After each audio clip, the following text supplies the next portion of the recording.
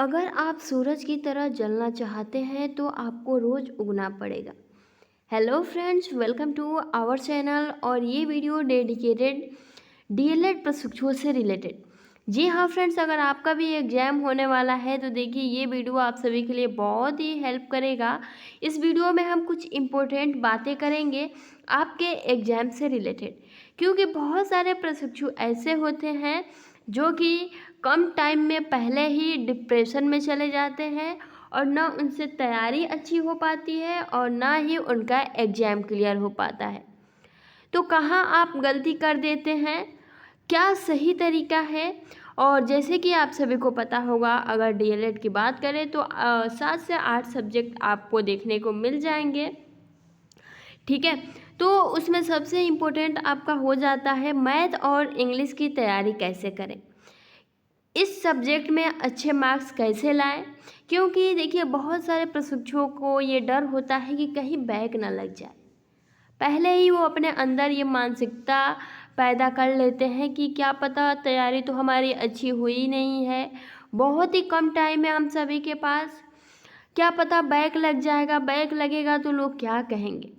लोगों का क्या है फ्रेंड्स, देखिए जो आपकी आज निंदा कर रहे हैं ना, आप उनको इग्नोर करिए। अगर आप आज इग्नोर कर देंगे और जब आप सक्सेस होंगे ना तो वही लोग आपकी प्रशंसा करेंगे, क्योंकि लोगों का काम ही है कहना। आप सोचिए फ्रेंड्स, आपने कई बार देखा होगा ना कि अगर किसी प्रशिक्षु का बैक लग जाता है, ठीक है, एक या फिर दो सब्जेक्ट में, तो सभी ये कहने वाले आ जाते हैं कि इसका तो बैक लग गया है, लेकिन कोई ये नहीं कहता है कि अरे 7 या फिर 8 सब्जेक्ट तो क्लियर कर दिया है ना, एक ही में तो बैक लगा है, बैक ही तो लगा है ना। तो देखिए दूसरों को अगर आप मतलब ये दूसरे से उम्मीद कर रहे हैं, आशा कर रहे हैं कि ये आपको मोटिवेट करेगा, तो बिल्कुल नहीं। आपने कभी भी देखा होगा जो भी बैक प्रशिक्षु हैं, कहीं ना कहीं वो इसी दबाव में रहते हैं कि हमारा तो बैक लग गया है, पता नहीं कैसे एग्ज़ाम क्लियर होगा।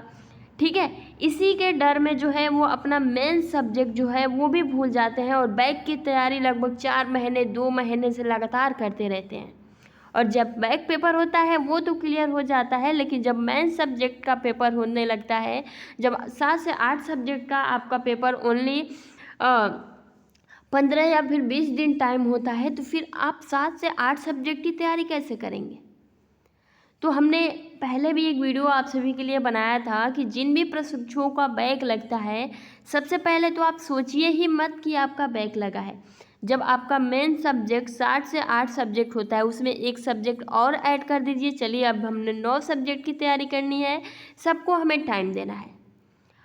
अब ये सारी बातें हो गई, अब यहाँ बात हो जाती है फ्रेंड्स कि तैयारी कैसे करें ताकि बैक भी ना लगे, है ना। तो आपने एक बात सुना होगा कि बिना दूरी तय किए हुए कहीं भी आप दूर नहीं पहुंच सकते। अगर आप ये सोच रहे होंगे कि बैठे बैठे आप सभी को सब कुछ मिल जाएगा, तो फ्रेंड्स ऐसा कुछ नहीं। आप सभी ने एक बात सुना होगा, सक्सेस उसी पे मेहरबान होता है जो मेहनत करता है ना। तो आप सभी को मेहनत तो करनी ही पड़ेगी और बहुत ही कम टाइम है आपके पास। तो फ्रेंड्स आप सभी 10 से 15 दिन में अपनी जो तैयारी है उसे दोगुना भी करना पड़ेगा। ठीक है, अब बात यहाँ ये आ जाती है कि स्टार्ट कहाँ से करें, क्या प्रक्रिया होगी। तो फ्रेंड्स जैसे कि आप सभी को पता है, अगर हम अभी एग्जाम्पल के लिए बात करें तो अभी आपका 4th सेमेस्टर का एग्ज़ाम होना है, जिसमें आपके 2 थ्योरी सब्जेक्ट हैं जो कि 50-50 नंबर के हैं। ठीक है, 2 आपके थ्योरी सब्जेक्ट और एक और आपका सोशल स्टडी है जो कि 50 नंबर का है। बाकी जो भी आपके जनरल सब्जेक्ट हैं वो हिंदी हो गया, साइंस हो गया, मैथ हो गया, शांति शिक्षा हो गया, ये आपके 25-25 नंबर के हैं। अब जिसमें आपके आधे नंबर तो लाने ही है, जैसे 50 है तो 25 नंबर लाना ही होगा आपको। अदरवाइज अगर आप 25 से कम नंबर लाते हैं तो फिर आपको उस सब्जेक्ट में बैक का सामना करना पड़ जाएगा। तो क्या आप 50 में से 25 नंबर नहीं ला सकते? क्या आप 25 में से 12 नंबर नहीं ला सकते? बिल्कुल ला सकते हैं। कैसे? तो चलिए हम इस वीडियो में बात करेंगे। जैसे कि आप सभी को पता ही है कि बहुत ही कम टाइम है आपके पास। अब तैयारी कैसे करनी है, सबसे पहले तो आपको आपने ये भी सुना होगा कि एक टाइम टेबल के साथ, सबसे पहले तो अगर आप ये सोच रहे होंगे कि इस 15 दिन में हम बिल्कुल बुक की जो भी बुक होता है उसके थ्रू पढ़ लेंगे, तो बहुत डिटेल्स में पढ़ लेंगे, तो फ्रेंड्स इससे तैयारी नहीं हो पाएगी। क्योंकि अगर आप ऐसा करेंगे तो और भी जो आपके सब्जेक्ट है वो कैसे कवर हो पाएंगे। पहले भी आपने तैयारी की होगी, थ्योरी पढ़ा होगा, अभी आपको कौन सा इम्पोर्टेंट, सबसे पहले तो देखिए इम्पोर्टेंट आप सभी के लिए सीरीज हो जाती है। जो भी प्रीवियस ईयर पेपर आपके आते हैं वो हो जाते हैं, ठीक है। अगर आपका सांस्कृतिक शिक्षा है, साइंस है, मैथ है, इंग्लिश है, ठीक है, प्रारंभिक शिक्षा है, तो उसकी जो तैयारी है, सब सब्जेक्ट की तैयारी हमें टाइम देना होगा। साथ ही अगर हमें कोई भी सब्जेक्ट कठिन लग रहा है तो फ्रेंड्स देखिए, सबसे पहले बात अगर की जाए तो सबसे पहले किसी से भी, वो चाहे कोई भी है, क्वेश्चन पूछने से आप घबराएं नहीं। वो चाहे आप कॉलेज में हो, स्कूल में हो, या फिर आपके घर वाले हैं, ठीक है, कोई भी क्वेश्चन हो आप बेझिझक पूछिए। फ्रेंड्स आप सभी को पता होगा क्वेश्चंस जो है करते रहने से आपके अंदर और भी नॉलेज बढ़ती है, ठीक है। अगर आपके मन में क्वेश्चन तभी आते हैं जब आप सक्सेस होने की राह पर होते हैं, क्योंकि आपने देखा होगा हर कोई क्वेश्चंस नहीं पूछता है, जिसको जानने की इच्छा होती है वही क्वेश्चंस भी पूछते हैं। तो फ्रेंड्स आप सभी को सारे सब्जेक्ट पर फोकस करना होगा। साथ ही आपकी जो रिवीजन की प्रक्रिया है, जो आपने पहले पढ़ा है, ये नहीं कि आप उसे छोड़ दो, क्योंकि रिवीजन सबसे इम्पोर्टेंट है। अगर आप रिवीजन नहीं करेंगे तो जो आपने पढ़ा है एग्ज़ाम टाइम वो भी सब कुछ भूल जाएगा, आपके पास कुछ नहीं होगा। तो रिवीजन भी सबसे इम्पोर्टेंट हो जाता है। अगर बात यहाँ ये की जाए कि आपके पास बहुत ही कम टाइम है, तो सबसे आसान तरीका है प्रैक्टिस सेट। जो भी प्रीवियस ईयर के पेपर हैं आप प्रैक्टिस सेट लगाइए, ठीक है, ताकि उससे आपका हैबिट बने और ये भी पता चल सके कि आपका जो एग्ज़ाम पैटर्न है वो कैसे आ रहा है। वैसे तो डीएलएड में आपने देखा होगा स्टेप मार्किंग का जो नया आ गया है, तो ये बहुत अच्छा है कि अगर आप कोई भी क्वेश्चंस थोड़ा भी लिख देंगे तो आपको मार्क्स मिलेंगे, यानी कि जो आपका स्टेप मार्किंग है। और डीएलएड में आपने ज़्यादातर सुना होगा आपका एक बहुविकल्पी आता है, ठीक है, उसके बाद से अति लघु उत्तरीय, उसके बाद से लघु उत्तरीय। तो फ्रेंड्स आपकी जो हेड राइटिंग है वो भी शानदार, कम से कम 2 या फिर 3 पेज जो स्टार्टिंग है उसमें तो होनी ही चाहिए, क्योंकि वो सबसे ज़्यादा मैटर हो जाता है। और इससे रिलेटेड आपको बताई जाएगी कि डीएलएड की जो कापियाँ हैं वो कैसे लिखी जाती हैं और आप सभी को कैसे लिखना है, ठीक है। अगर हम बात कर रहे हैं देखिए कम टाइम में तैयारी की, तो प्रैक्टिस सेट सबसे अहम हो जाता है, ठीक है। प्रैक्टिस सेट जब आप करेंगे, मॉडल पेपर जो मॉक टेस्ट है जब आप वो करेंगे तो आपको पैटर्न का पता चलेगा। और डीएलएड की एग्ज़ाम में आप सभी को पता हो, अगर मैथ में अगर आपने देखा होगा, अगर सेकेंड नंबर में दिया है कि ये आपका परसेंटेज का ही सवाल है, तो फ्रेंड्स जो आपका अभी एग्ज़ाम होने वाला है तो सेकेंड नंबर पे आपका परसेंटेज का ही सवाल आएगा। हो सकता है डिजिट अलग हो, बाकी जो भी फॉर्मूले हैं वो आपके सेम आते हैं, क्वेश्चन सेम आते हैं। अगर आपको इंग्लिश में जैसे कि फर्स्ट क्वेश्चन ये दिया होगा कि अगर पूछा होगा कि शिक्षण विधि यानी कि टीचिंग मेथड इंग्लिश के कौन से हैं, ठीक है, डायरेक्ट मेथड, अगर मेथड्स के बारे में पूछा होगा तो आपका जो अगला एग्ज़ाम होने वाला है उसी सब्जेक्ट से आएगा, वही पॉइंट आएगा। हो सकता है क्वेश्चन थोड़ा चेंज हो, यानी कि पैटर्न बिल्कुल सेम रहता है, कहीं भी जो है आपको अलग से देखने को नहीं मिलता है। तो सबसे अच्छी बात तो ये है, अगर मैथ की बात करें, बहुत सारे कैंडिडेट कहते हैं कि मैथ में, और देखा जाए तो मैथ में ही सबसे ज़्यादा प्रशिक्षुओं का बैक लगता है ना, आपने देखा होगा।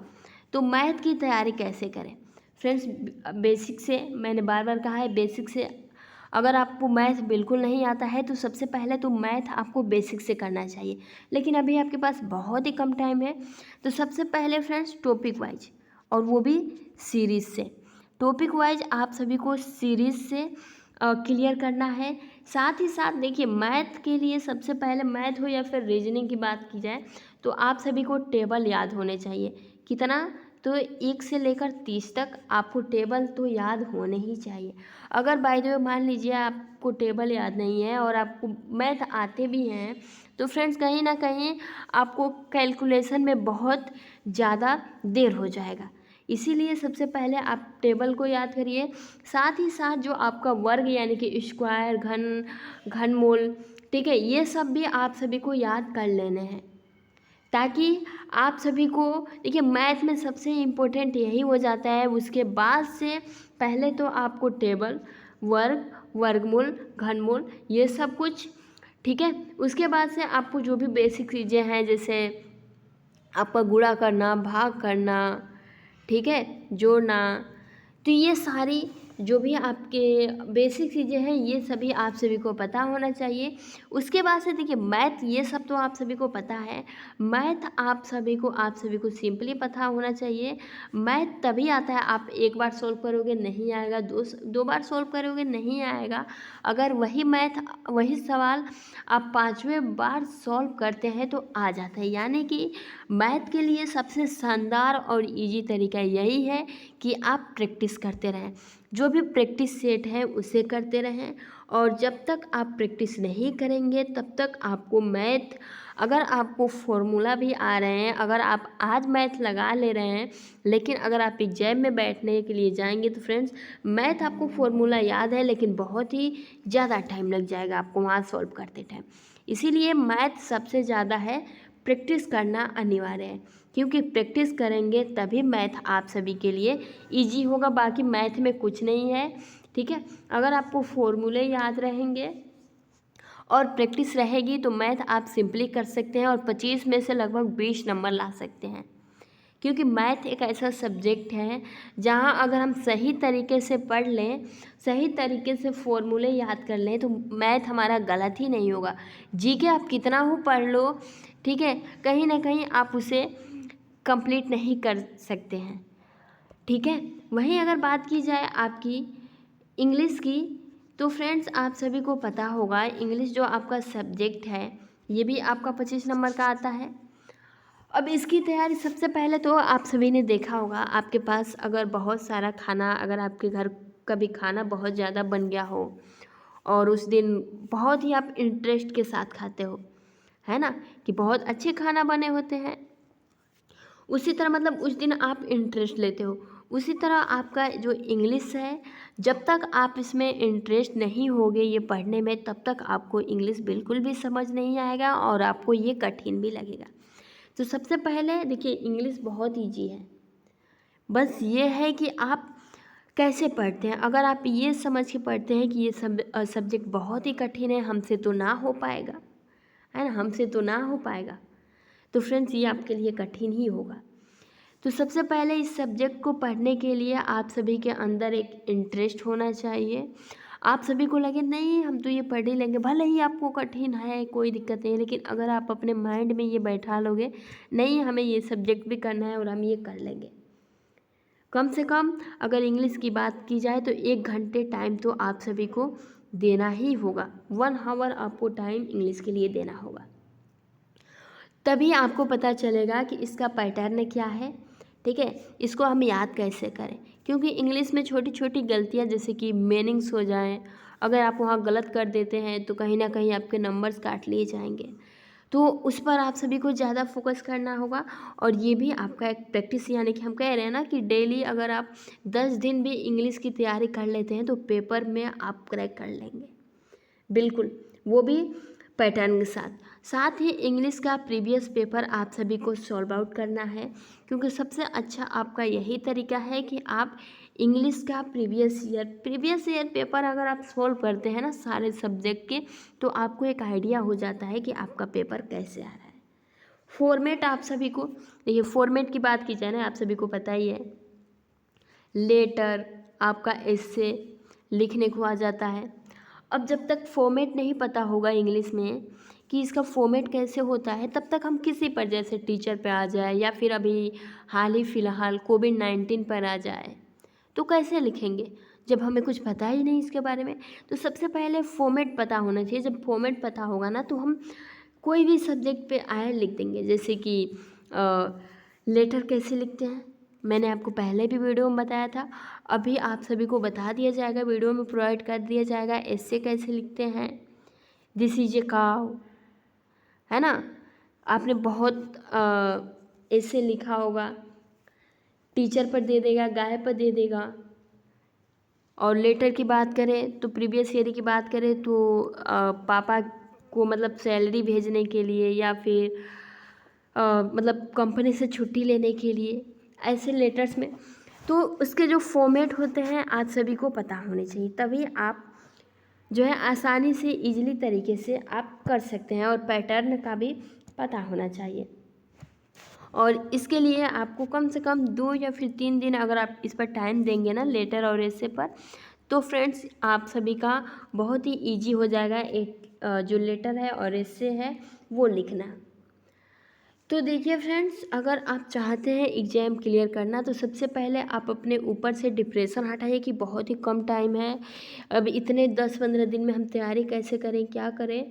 और देखिए फ्रेंड्स, चैनल पे जो भी मैराथन क्लासेस हैं, क्योंकि आपके एग्ज़ाम बहुत नज़दीक है, तो मैराथन क्लासेस यानी कि हम कोशिश करेंगे जो सीरीज का आपका है वो एक ही वीडियो में लगभग 1 या फिर 2 घंटे के हो, क्योंकि एक साथ ही आप सभी को प्रोवाइड कर दी जाए ताकि आपको अलग अलग ना भटकना पड़े।